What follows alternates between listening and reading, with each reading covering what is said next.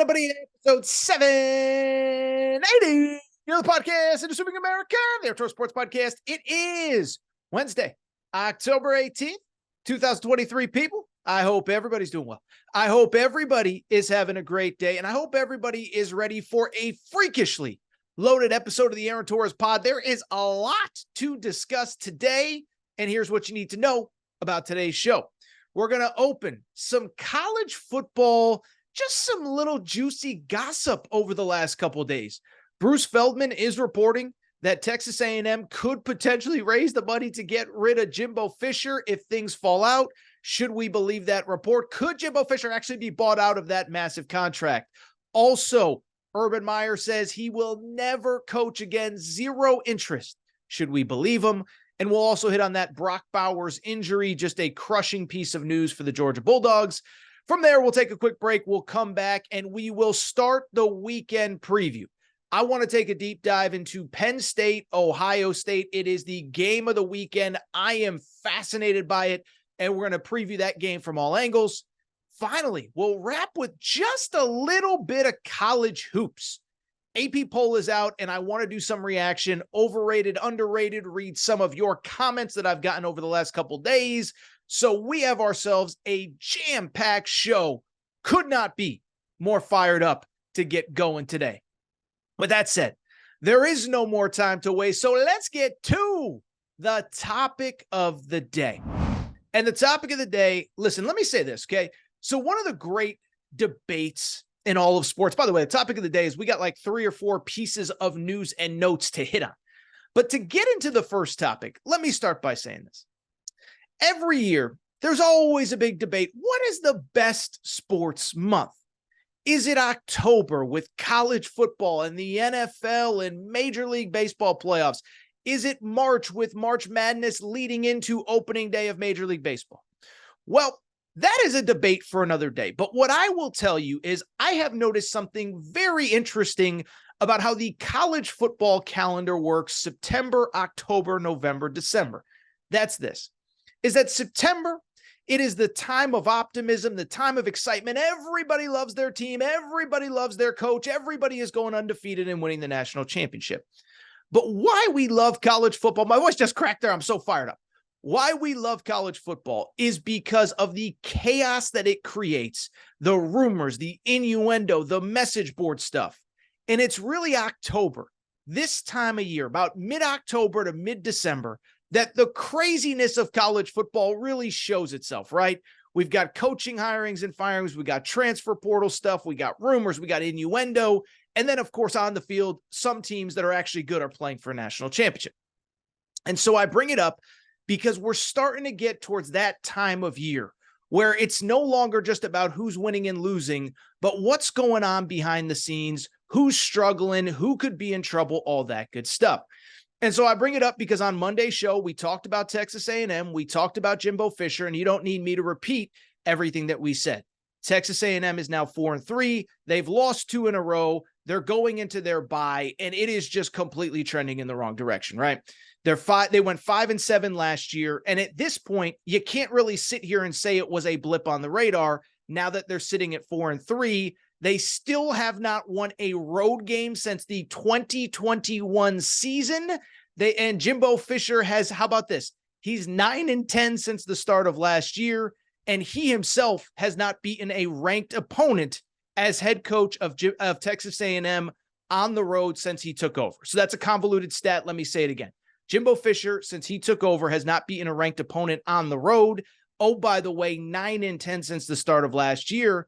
And so listen, there are reasons that they are struggling. Connor Wigman is hurt. I get all that. But it is clear this program is trending in the wrong direction. And I think the big question has become over the last 2 or 3 weeks, is it actually possible that he gets let go given that massive contract? And I think if you talk to most people, the answer is, they're just going to have to eat it, because the bottom line is Jimbo Fisher signed that extension 2 years ago that paid him $90 million guaranteed. And that if you fired him after this year, his buyout is $77 million. $77 million fully guaranteed would be owed every penny.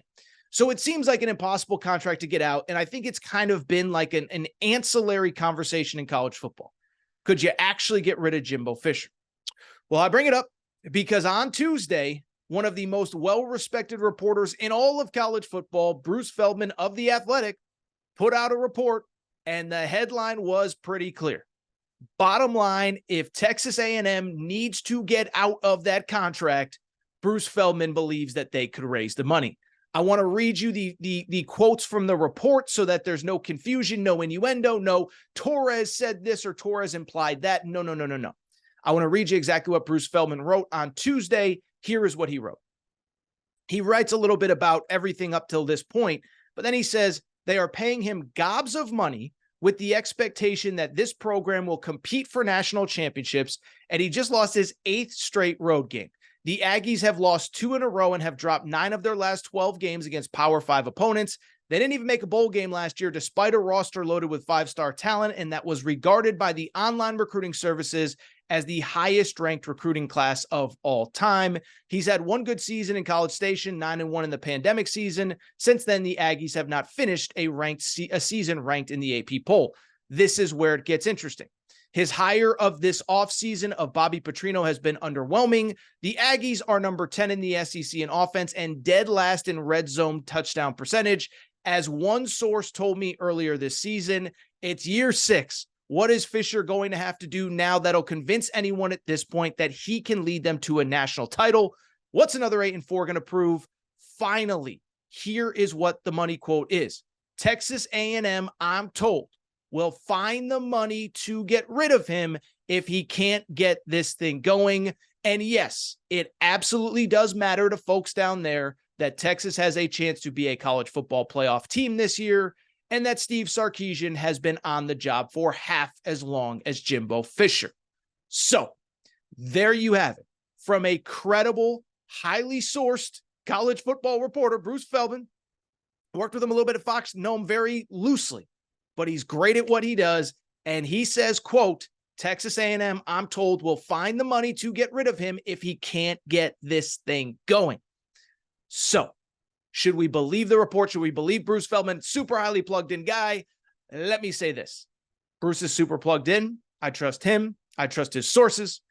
I will also say that I don't totally believe that unless things completely fall apart, and I'm talking about basically not winning another game the rest of the year. I think they play Arkansas Pine Bluff or something late in the year. But if they don't win another SEC game the rest of the year, then maybe. But I think if he can weather the storm, I do think that he will be back at least for one more year. But let's get into it. Let's break it down. First of all, a couple things. One, Bruce is obviously 100% accurate on just the kind of state of things and the psyche of things at Texas A&M. It is not good. People are not happy. And it's a lot of what I said, a lot of what Bruce said. Bottom line is Jimbo Fisher is not winning the games that he needs to win that a $9 million a year head coach should win. As I said, 8 straight road losses dating back to the 2021 season. 4-3 this year, in a year where last year it was injuries, youth, whatever. This year you're 4-3 overall. And I think the scary thing, if you're A&M, based on what you've seen, what reason is there to believe that some incredible turnaround is coming around? You're sitting at 4-3. You still have road games at LSU and at Ole Miss. And so you do have some winnable games, South Carolina at home, Mississippi State at home. But at the same time, even if you win those two and you win the FCS game late in the year, if you lose at Ole Miss and you lose at LSU and you're going to be an underdog in both, is 7-5 and 0-4 away from in true road games. Is that the kind of momentum you're looking for? And so I get that perspective. I get that that's not good enough. I also think the point that Bruce brought up is something that I have heard a lot behind the scenes. I have heard that and I don't think it's like, super shocking, but the fact that Texas is coming next year, the fact that Oklahoma is coming next year, the fact that both of them are winning at a super high level, that is not rubbing Aggie fans the right way, and justifiably so. Because the thing is about, first of all, I think everybody knows this, but if you don't know the Texas A&M Texas rivalry, what I can tell you, it is one of those bad, sound like Taylor Swift here, bad blood rivalries. There's some rivalries where hey, when we're not playing our rival, we root for them every game they play when they're not playing us. That ain't Texas A&M. That ain't Texas. They want the other team to perish and wallow and suffer all the time. And what's been wild is I feel like the rivalry has gotten even more tense as they've been separated with Texas A&M in the SEC and Texas in the Big 12. And that's the crazy part, right? Because that was the thing that Texas A&M could always kind of hang their hat on, even in a down year, even when things weren't going well under Kevin Sumlin, even when things weren't going well in previous years under Jimbo Fisher. Could sit there and say, well, Texas stinks, and we have that recruiting advantage in recruiting. We have that advantage in recruiting, probably the right way to say it, because we're in the SEC. And so we can go to every kid in this state, in this region, in this area and say, you want to play big boy college football, you come here. You want to go play, flag football. You want to go play basketball on turf. You go over to the Big 12. You want to play big boy football, get ready for the NFL. You come to the SEC. Well, now Texas can sell the exact same thing in recruiting. And on top of it, they're winning at a high level. So you talk about a lot of things going in the wrong direction. And I know for a fact there's concern in Aggieland about like, wait a second now, if we're not winning with this roster at this moment in time, we can't let Texas come into this league with some momentum. So that's the argument for, could Jimbo somehow not be here? If it bottoms out, Texas is coming. Like there's a lot of variables there. At the same time, I'll be blunt. I still I don't know that I see it at this exact moment, even if they finish 7-5, even if they lose to Ole Miss, even if they lose to LSU. And we can agree or disagree. We could talk about the quality of the program. They have not been good in these big games. I talked about that on Monday's show. But at the same time, I think there are a couple factors that you have to consider here when you just kind of say, oh, Texas A&M will figure out the money. Well, first of all, it's a ton of money, okay? Because what we always have to factor, and I know any fan listening to this understands, is that it's not just $77 million to buy out Jimbo Fisher. One, I'm sure there's other guys on that staff that are under multi-year contracts. Not everybody, but I'm sure there's a few guys, maybe Bobby Petrino. I looked it up. I don't think there's any clarity on if it's a 1-year, 2-year deal for him, but you got to buy out other guys. And then the big thing is we all know the next head coach, you're going to have to pay $10 million a year. Nobody's coming to the SEC for $4 million a year in this era when one, you were paying the last guy $9 million, and two, you just paid $77 million to get rid of him. So you're talking about like a $150 million kind of transaction to fire Jimbo Fisher and then bring in the next guy. It's easy to, and I'm not disrespecting Bruce here, but it's easy for a source, a contact on the phone to say, yeah, we'll get the money. We'll figure it out. Well, are you going to then double that money to get the next head coach? Easier said than done. I also think, listen, I am not making excuses for Jimbo Fisher, okay? But I do think there are some other variables that A&M is going to consider at the end of this season. Connor Wigman's not healthy. And I know for a fact, I've talked to people down in College Station. There's a faction of people that believes that if Connor Wigman was healthy, right now, their starting quarterback to start the year, they would have beaten Bama, they would have beaten Tennessee. Because remember, those were two games. A&M was ahead of both of them at halftime. And we talked about both of them. We talked about the fact that Jimbo was very unaggressive before the half, relying a lot on his defense. And what has become abundantly clear is that he trusts that defense a lot more than that offense. So you lose by 6 to Alabama at home. You lose by a touchdown at Tennessee. And I think there's a belief if we have our starting quarterback, we're good to go. We win those games. Oh, by the way, from what I've been told, Connor Wigman is a lightning rod in that locker room in a positive way. Lightning rod can sometimes mean a bad thing. And that guys believe in him. He's the Pied Piper. Guys galvanize around him. And so my understanding is again, I think there is a sizable contingent of people that believe that if Connor Wigman was healthy, that A&M would be sitting at 5-1 right now, 6-1 right now going into the bye. Is it fair? Is it accurate? We'll never know. I'm just telling you what some people think. And lastly, I think that's the part that not enough people are talking about is the players, right? Because I even go back to the preseason. I remember talking about this in July and August. People were like, Torres, what does what does A&M want out of this season? What do they have to do? And what I kept saying was that 2022 recruiting class that many believe was the greatest recruiting class in the history of college football. They are sophomores now. They will be draft eligible juniors next season in 2024. And so if you, so basically in the preseason, I kept saying, people say, oh, what do they expect from him?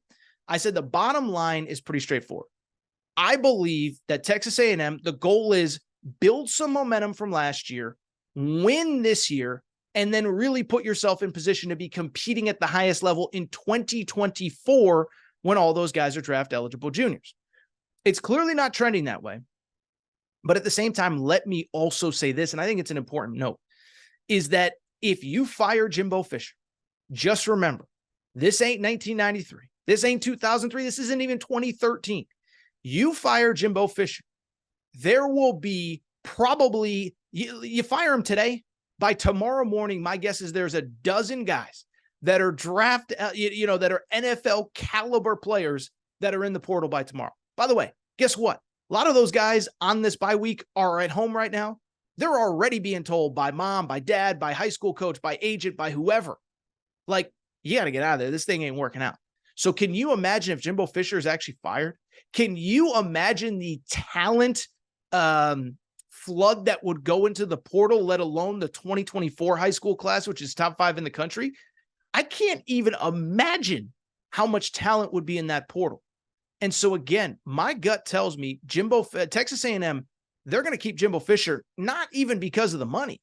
They don't want to lose all those players. You lose all those guys, then it's like you don't want to bring in somebody. And by the way, who's going to take the job when they have to start over from scratch? Really, and I want to wrap because I'm going long and I still want to get to some Urban Meyer comments and stuff like that. The only real scenario I could see where Jimbo Fisher gets fired, one, it has to be a complete bottom out.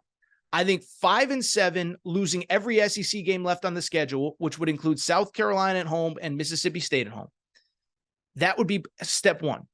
And step two, the only way you fire him, I think you have to have the next guy lined up and ready to go essentially before you even fire him.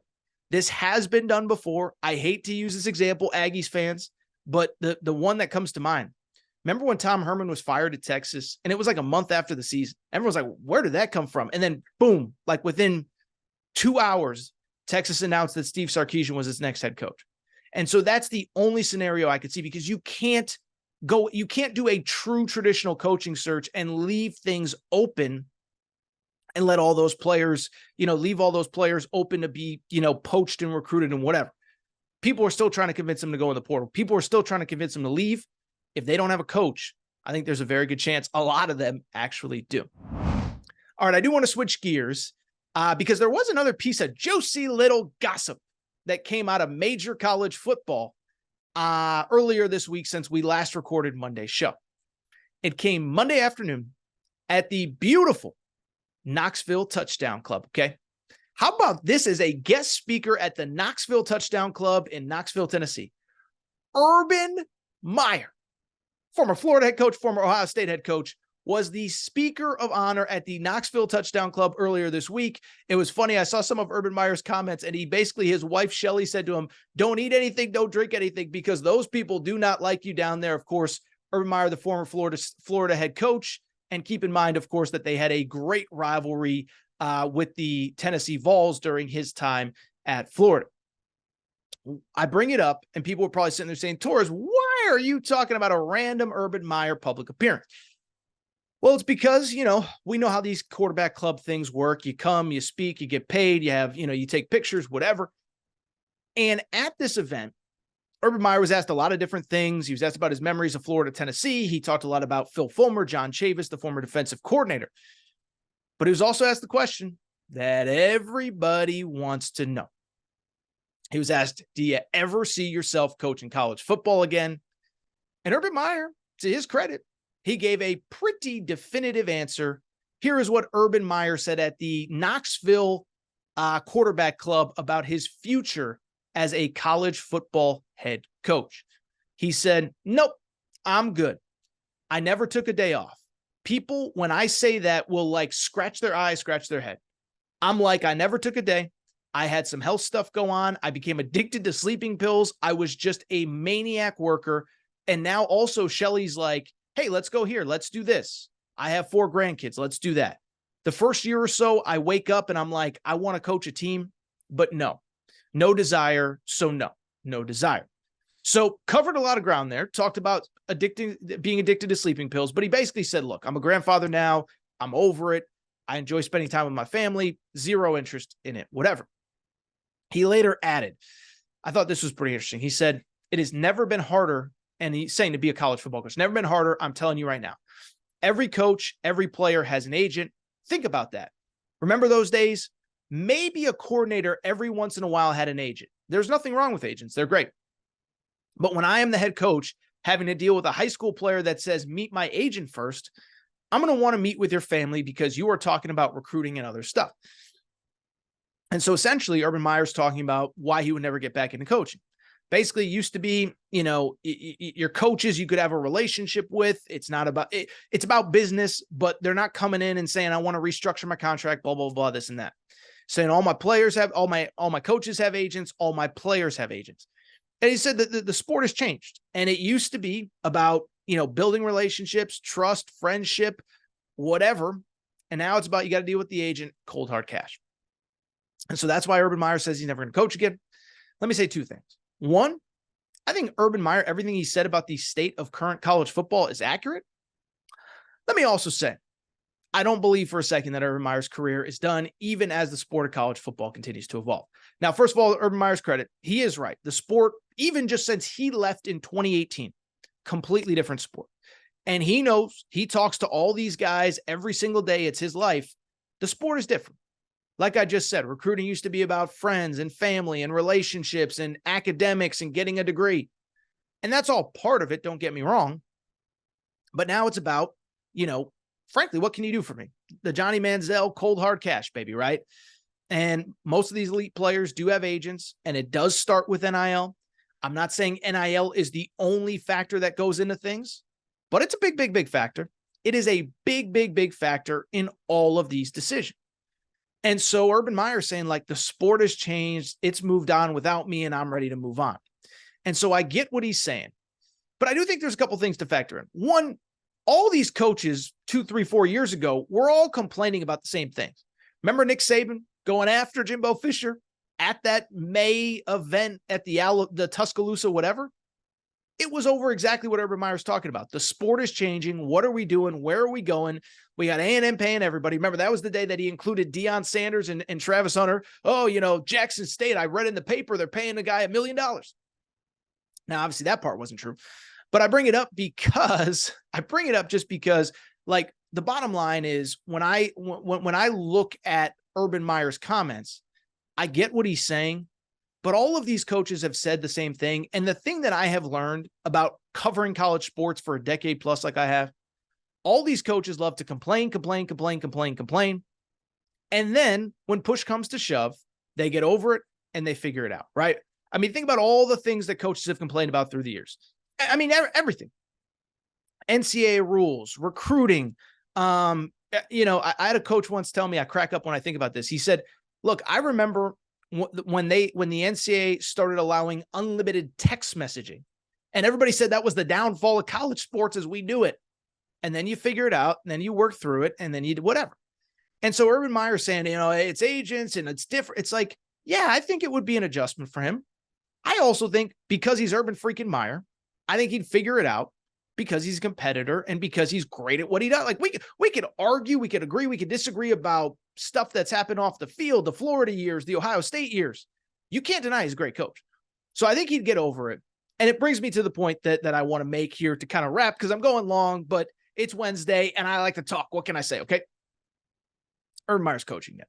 And I truly believe in my heart of hearts that he's coaching again. And I know it's a new sport, but I think he's going to adjust. I think he's going to figure it out. And I think he's going to come back at some point. He's going to be pretty good at it. Bottom line remains, listen, Urban Meyer, again, like him, don't like him, he's great at what he does, okay? And I don't believe that the final 2 pages of his coaching epitaph, if you will, are going to be leaving Ohio State under the circumstances that he did and the Jacksonville Jaguars. I mean, think about how bad, like, the Jacksonville Jaguars now is 3 years removed. That was really, really, really, really, really, really bad. Really bad. The bar incident, the this, the that, he allegedly kicked a player. Who knows if it's true or not? You think that's how Urban Meyer wants to be remembered as a coach? Instead of the 2 national championships at Florida, the national championship at Ohio State. So I think he's coaching again. He's only 59 years old. I think that's the other thing. Like all these guys say, oh, I'll never do it again. It's like, Nick Saban's 72. What are you going to do for the next 13 years? Going to play with your grandkids and go to one college football game 12 weekends a year? I'm sorry. I don't buy it. This guy's a competitor. This guy wants to be in the fire. And I think at the end of the day, at some point, some job is going to interest him. Now, I think the question becomes, and this is the more interesting part, what are realistic jobs? Who's going to hire him? And what jobs are he going to take? Now, I know a few weeks ago, we talked a little bit about the Michigan State stuff. My buddy Bernie Fratto was the one that broke the story. If Bernie says he was in East Lansing, I believe it. I don't know if it was there as a consultation. I don't know if he actually interviewed. I don't know if he had a conversation talking to the AD, whatever.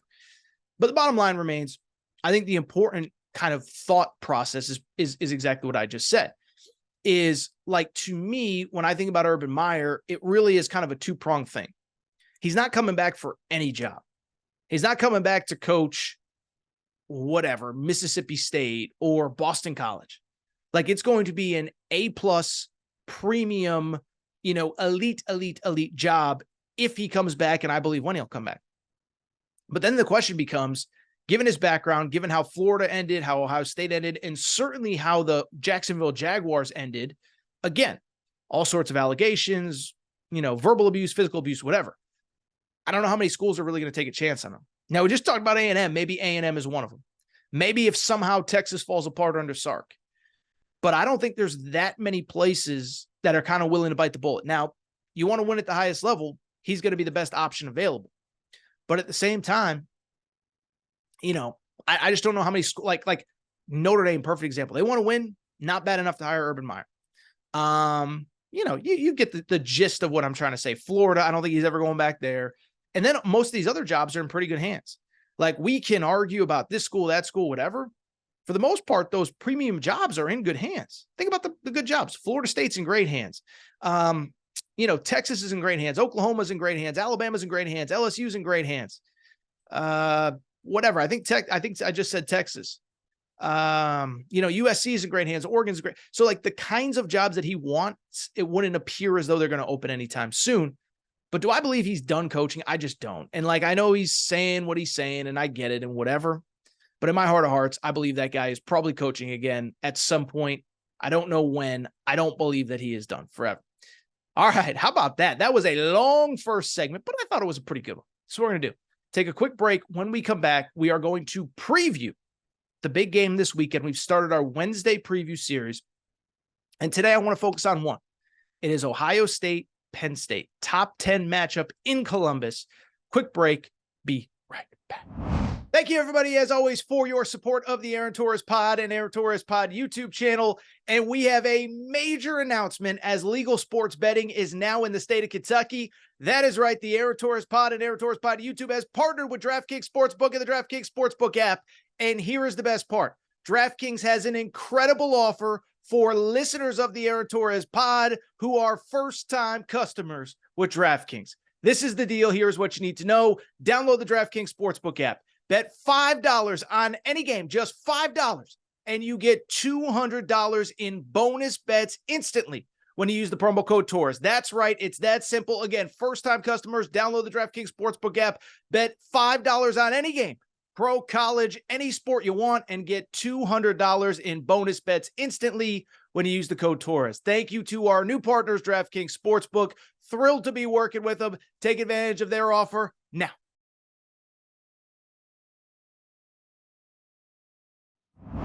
All right, everybody. Hi, back.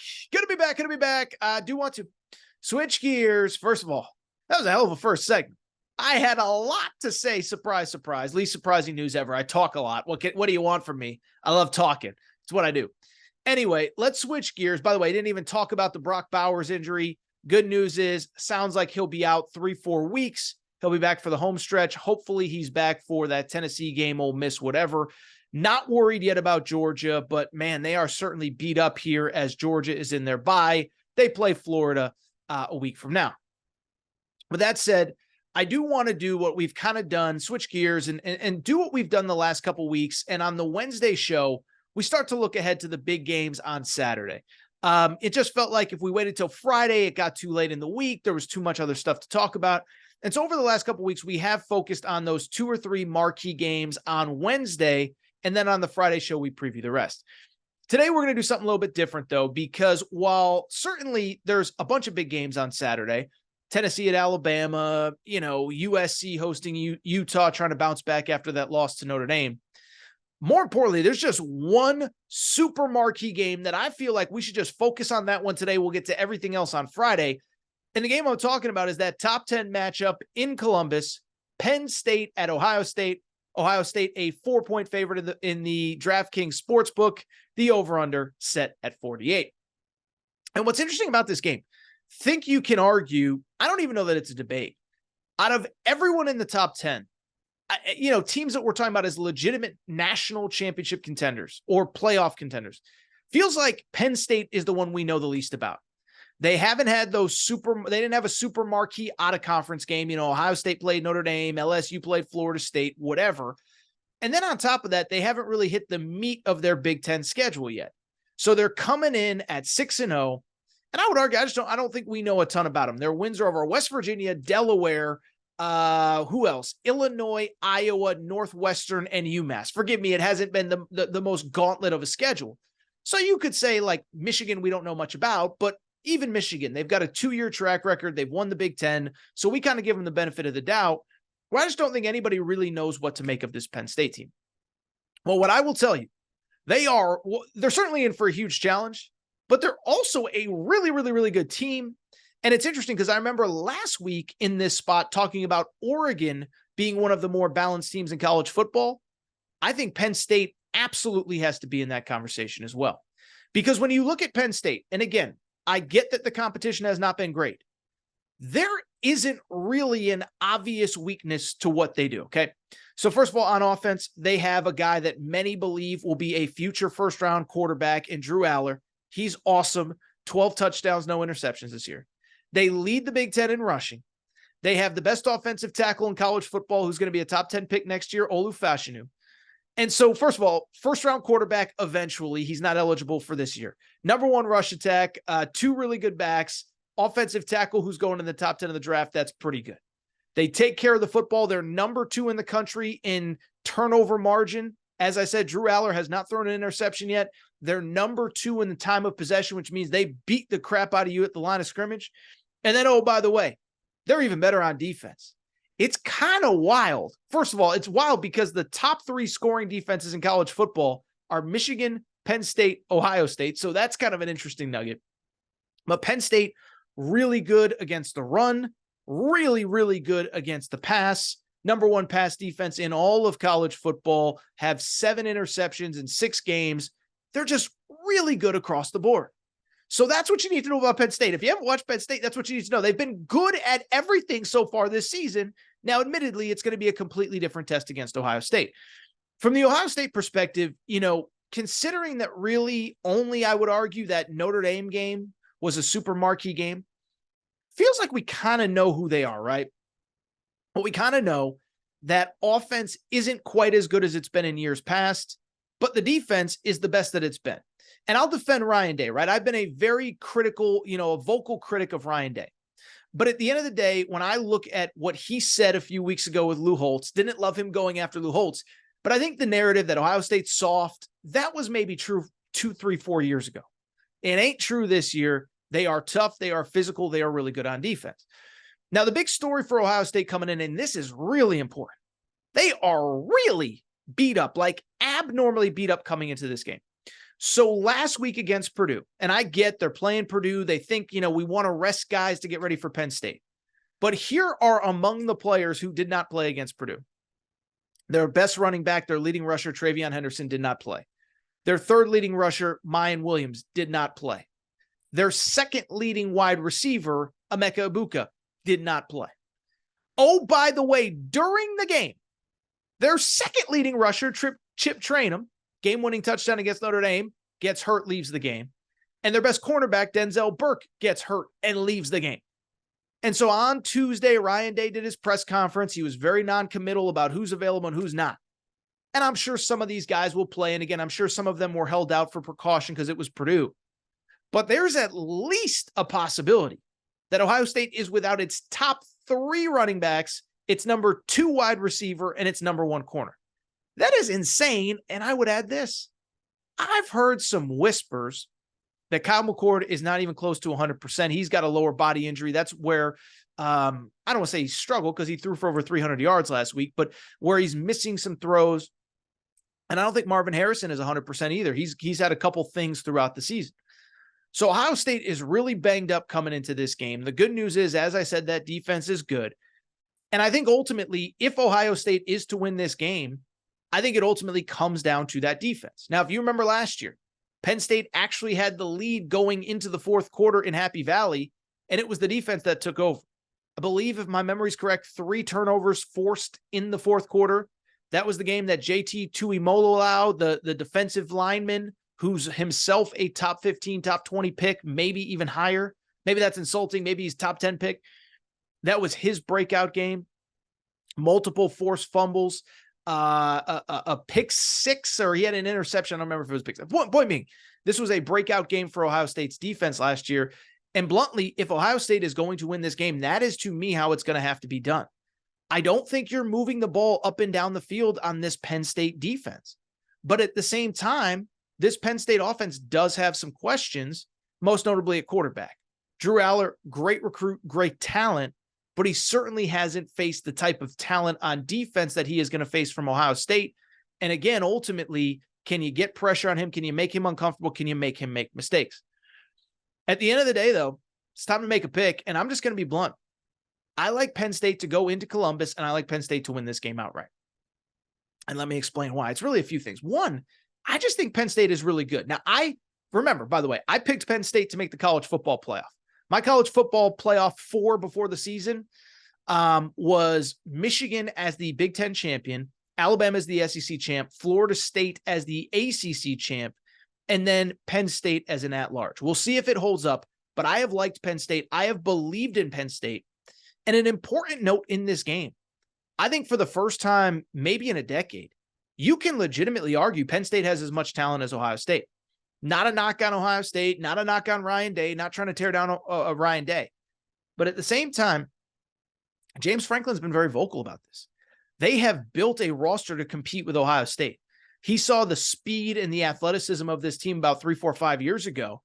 And he said, we got to do something comparable to that. By the way, it's why they've struggled with Michigan, because Michigan's just run the ball right at you and beat you up at the line of scrimmage. Neither here nor there. We'll preview Penn State, Michigan when the time comes. But when I look at this game, Penn State, I think they probably have more dudes going into this game. Remember, we talked about this in August. Bruce Feldman's freaks list came out. Boy, by the way, busy day for Bruce Feldman on today's show, right? We just talked about him with the Jimbo Fisher report. But then also on top of that, Bruce Feldman does the freaks list every year, the freakiest players in college football. Penn State set a record this year for the number of guys on that list. I think they had 5 or 6. And so they have the talent. On defense, Chop Robinson on the edge is a first-round talent. Abdul Carter at linebacker is not draft eligible this year, but he will be a first-rounder when he is draft eligible. And that secondary is the best secondary that Ohio State has seen all year, although Notre Dame was good and Notre Dame really limited the passing attack. So you have, I think, comparable talent. You have a rested Penn State team. This is an important part. And we talked about this in August, and this is part of why I picked Penn State to make the college football playoff. Look at how the schedule broke for Penn State. 2 weeks ago, they had a bye. Last week, they had UMass. Love UMass. Love the Minutemen. Shout out John Calipari, that 96 Final Four team. But at the same time, like they've basically had 3 full weeks to get ready for Ohio State, but more importantly, to get healthy for Ohio State. Meanwhile, Ohio State, they played Notre Dame, physical game, go into their bye. Maryland and Purdue, neither of those teams is a gauntlet by any stretch, but those are back-to-back Big Ten games. Maryland gave them, fits for a half, whatever. And so you look at Ohio State, they're more beat up. Penn State is rested.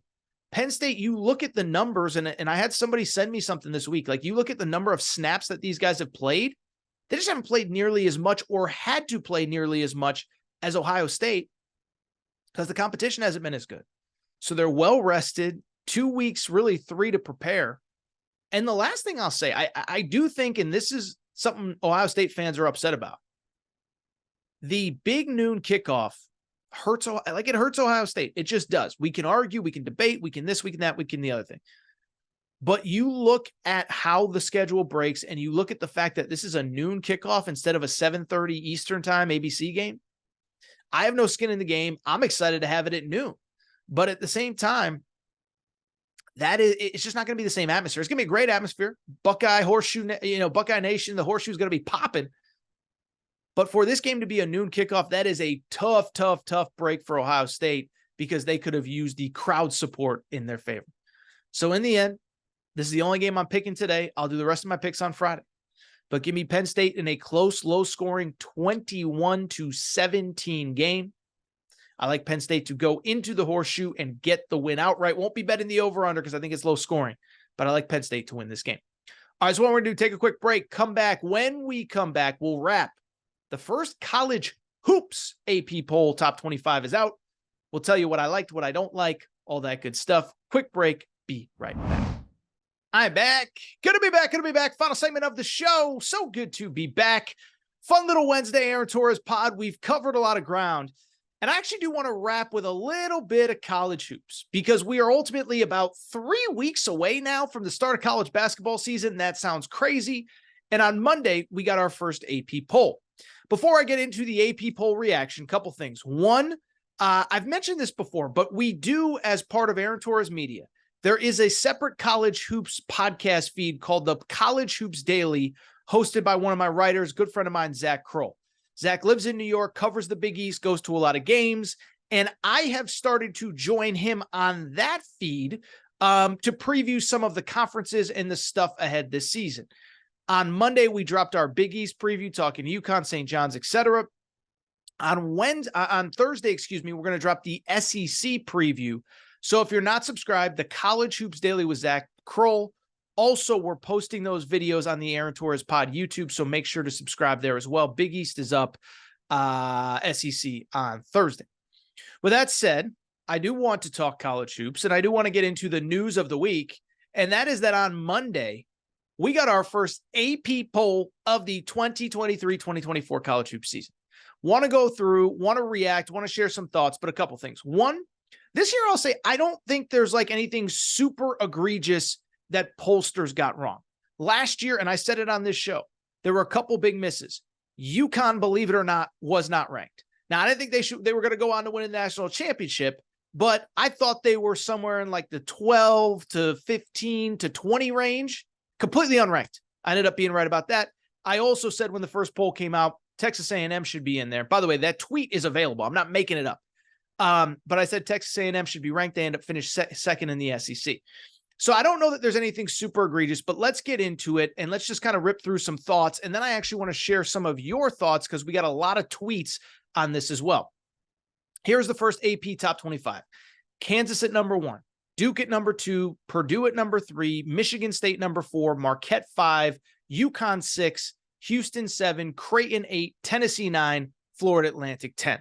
We'll give you some other notables from throughout the top 25. I'm not going to go through everybody. But Florida Atlantic is 10, as I said. Gonzaga all the way down at number 11. I think they were preseason number 2 a year ago. Arizona at number 12. They're the highest ranked Pac-12 team. Arkansas at 14. Kentucky at 16. This one's interesting. This is the lowest that Kentucky has been in a preseason poll since John Calipari took over. North Carolina 19. USC, no Bronny James as of right now at 21. Villanova at 22, Alabama, the reigning SEC champs at 24, Illinois rounding out the top 25. Some notables that missed the cut. St. John's, my boy Big Rick Energy, Rick Pitino. UCLA with a bunch of interesting international players. Memphis, Kansas State, who of course is coming off an Elite Eight appearance. And my boy Mike Effin Woodson, Indiana, getting just 3 votes in total. So first off, like I said, I don't think there's anything super egregiously wrong with this poll. Top 5 was actually essentially what I had coming out of the summer. I would have Duke at number 1 if I had a vote. Listen, I think they're just as talented as Kansas with much more returning talent. Remember Kyle Filipowski, Tyrese Proctor, Jeremy Roach, Mark Mitchell, all back from last season. Proctor Mitchell, and Filipowski all could have been potentially first-round picks. End of the first round, early second round, they decided to come back. So I would have had Duke number 1. Purdue at number 3. Listen, I still think Purdue is limited. I don't think you can win a national championship with those guards, but they're going to win a ton of games. Zach Edey's the reigning national player of the year. I think they're justified at 3. Tennessee at number 9, I like. UConn at number 6, I think is fair. And so again, bluntly, there's not a lot that I really have a gripe with. Why I bring it up is this. What I decided to do was, rather than get on here and yell and scream and rant and rave, I went ahead and put out the poll, and I asked you guys and girls on Twitter. I said, what are your big gripes? What are your big reactions to the poll? And so I want to read some of them because I think they're very interesting, and I want to react and kind of share some thoughts based on what you guys are fired up about. So first off, a lot of reaction to Kentucky being at number 16, okay? Maxwell Forrest tweets in, there aren't 15 more talented teams than Kentucky. Length, athleticism, shooting, and something they lacked in the last several years, rim protection. They have a higher ceiling floor than probably 10 teams ranked higher. Also, always on the mind, said Kentucky being ranked, assuming it's the same roster as Global Jam. That was the event they played in Toronto. They've added 3 7-footers to the party. So let's start with Kentucky. Let me start by saying this. I actually agree with you guys and girls. I think Kentucky is probably a little bit better than the rankings. Now, listen, I understand where the pollsters are coming from. I think in my final poll, I had them about 12, 13, somewhere in that range. But what I will say is I actually like this Kentucky group a lot. And a couple things stand out. One, I know what everyone will say. Kentucky's all freshmen. You can't win with freshmen in college basketball in 2023, 2024. Well, that's just not true. Do you remember who spent most of the year at number 1 last year? It was Alabama. You realize that Alabama, 3 of their top 6 scorers were freshmen. Brandon Miller, Noah Clowney, and Jaden Bradley. You can argue it. You can debate it. If your freshmen are good enough, you can win in college basketball. 2, and it's interesting because Zach and I already did the SEC preview for later in the week. But I think the other thing that stands out to me about Kentucky is I do think something like struck me watching them play in Toronto, okay? I love Oscar Tshiebwe. He was great for college basketball, National Player of the Year 2 years ago, all SEC last year. But watching Kentucky play their summer trip to Toronto, that was the Global Jam that one of the listeners just referenced, something stood out. As great as Oscar Tshiebwe was, you were kind of pretty limited as to what you could potentially do with him in the lineup. When Oscar was in the lineup, all the offense has to run through him. You're limited on defense. We saw teams like Alabama put him in pick and rolls, and he's limited defensively. And so to watch Kentucky in their trip to Toronto, you could see that bluntly, it was just a completely different team that was going to play a completely different style and a much more modern style with this group of guys. Loved what I saw. I know people will say the competition isn't great, but DJ Wagner, their starting point guard, is a future lottery pick. Rob Dillingham is probably a first-round pick, another freshman. Justin Edwards is another lottery pick on the wing. They have guard play, they have spacing, they have three-point shooting, and then to the point that the listener made, they have 3 7-footers that all essentially play the style of play that Kentucky wants to play going forward. And so only one of them is healthy right now. Aaron Bradshaw, Nagana, and Yenso are coming back from injury. But I just bring it up to say I like this team and I like how it's constructed. As I said, I don't think I realized how limited Kentucky was with Oscar Tshiebwe. As great as he was, he had a lot of positives. But I do think that there were some negatives that with him that limited that team. I think this team's going to surprise some people. Good news is the schedule is not easy, but it's manageable early. They play Kansas in the Champions Classic, North Carolina later in the season, and then Gonzaga in out-of-conference play much, much, much later. But I bring it up because I think there's chances to pick up wins. Should mention they also play Miami at Rupp Arena as part of the ACC-SEC Challenge. But I like this team. I think the schedule breaks nicely for them to get off to a hot start. And I think they're going to be better than they've been in recent years. Let's keep it going with some of your other tweets.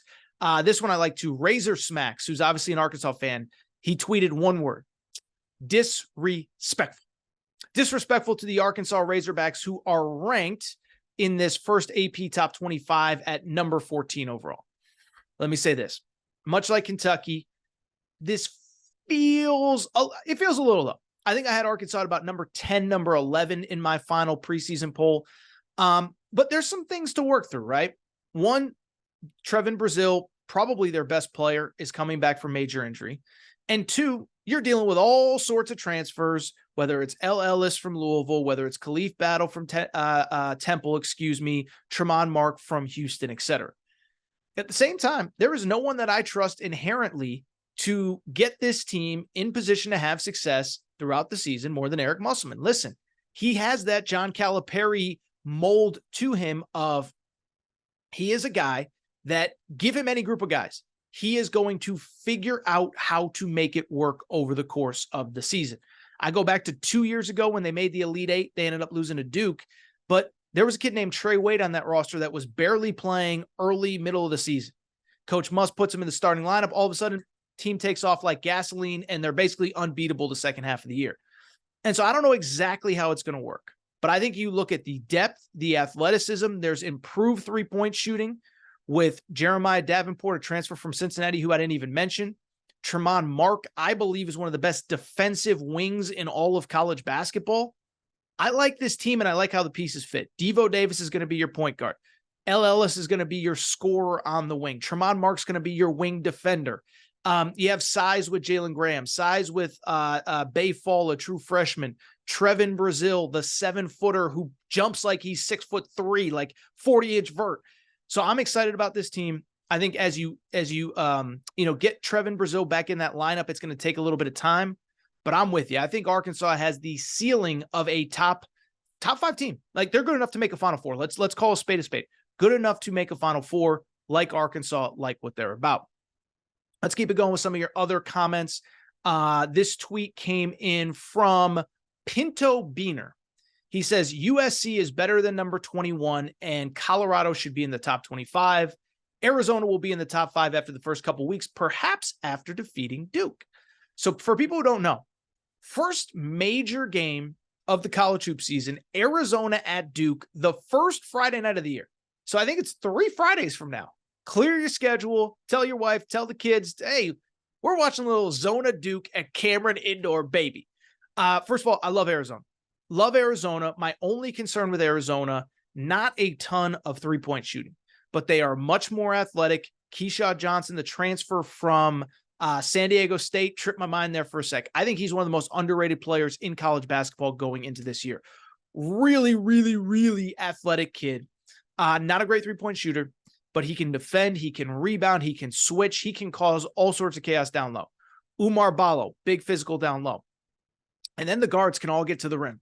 Caleb Love, remember, he is at Arizona. Jaden Bradley, transfer from Alabama. This Arizona team, I think, is fun, fast, athletic. Kylan Boswell is back for another year.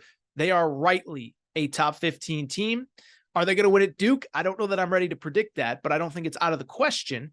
But they're going to give Duke fits, I can tell you that much, and they should be the favorites in the Pac-12.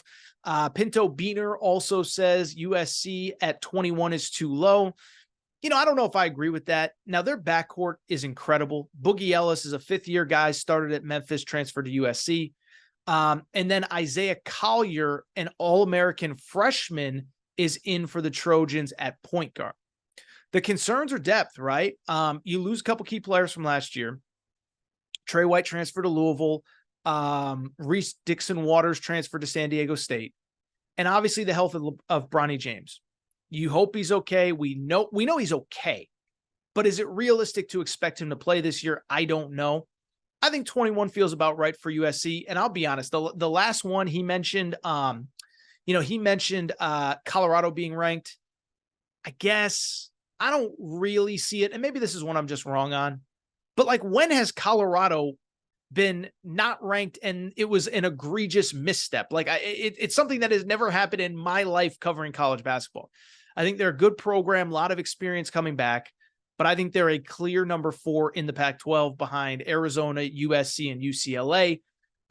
In terms of teams that I think should have been ranked that weren't, St. John's is one.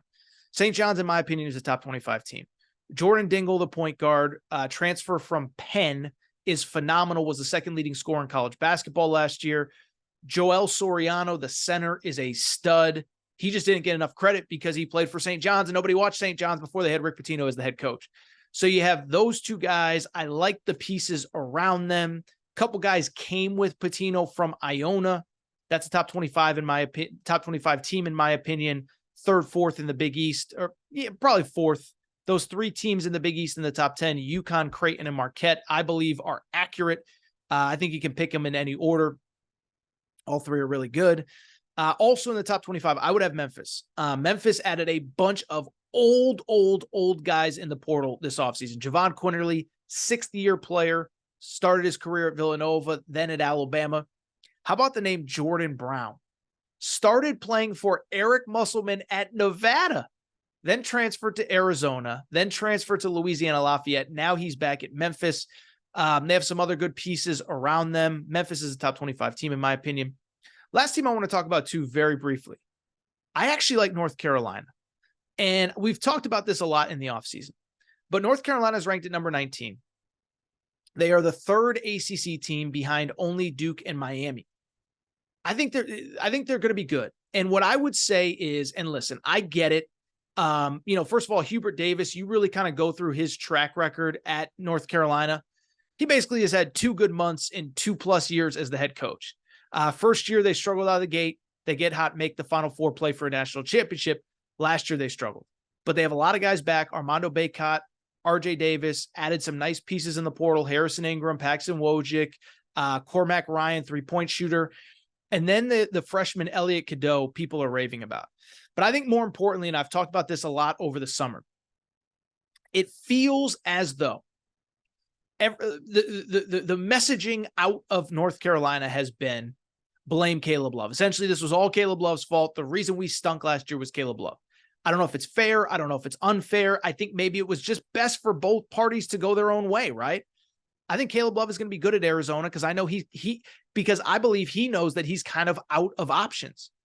But at the same time, I think it'll be good for him, and I think it'll be good for North Carolina. I think North Carolina's, I think they're a top 15 team by the end of the year. I think I had them, a little under 19. I think I had them 16, 17, but I think they're a very good team by the end of the year. If you have any other questions or comments on the poll, feel free to DM me on Aaron_Torres on Twitter, Aaron Torres Pod. But I'll tell you what, I think it is time for us to get out of here. I'll say this, guys.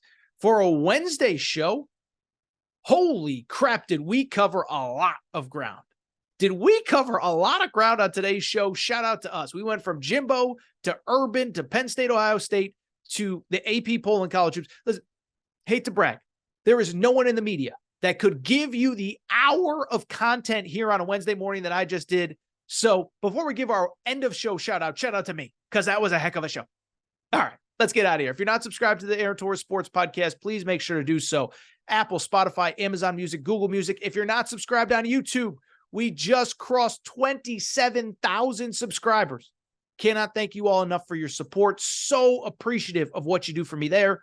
If you're not following on social media, at Aaron_Torres on Twitter, at Aaron Torres Pod on Instagram, Aaron Torres Pod on TikTok. Go ahead and give us a quick follow there. We're new on TikTok, but we're trying, we're growing, we're developing, we're evolving.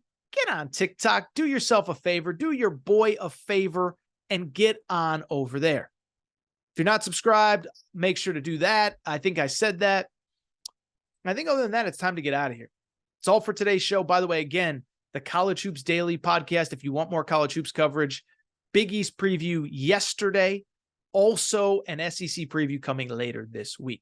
That's all for today's show, though. It is time for me to get out of here. Thank you guys and girls again for your support. At this point, I'm just rambling, so it's time for me to go. Shout out to Torrin Craig. Shout out to Rachel, who hates my voice. Shout out to JJ Redick, you F-head. Unblock me, bro. I'll be back on Friday. New episode, Aaron Torres Pod.